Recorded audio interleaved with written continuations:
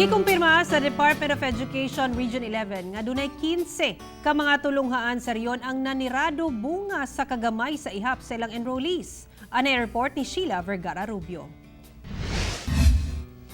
Sa pagtapos sa enrollment kagahapong adlaw sa mga public school, nakabot kuno ang target nga ihap sa number of enrollees nga anaa sa 1 million ka estudyante. Apan kulang pa kini sa exact number nga ma-enroll kung itandi sa milabing tuig. Is 1,025,114. So naay jutay na lang nga wala pa na nga nakapa-enroll for the public schools og kini hinuon gamay na lang nga gidaghanon. Sa datos nga nakuha sa DepEd, dunay private schools nga miubos ang ihap sa mga nagpa-enroll karong tuiga. Sumala pa, ang katahap sa COVID may usa sa dakong epekto sa pagkunhod sa ihap sa mga nagpa-enroll. Busa, dunay 15 ka mga private schools sa Davao Region. Ang nanirado na lang una.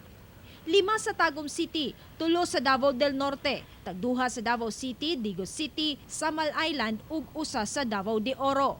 Posibleng nahadlok sa because there's still no vaccine, and then secondly, from what we have gathered, gusto nilang maghulat nga naagyoy vaccine. And then ikaduhang punto pod is that kining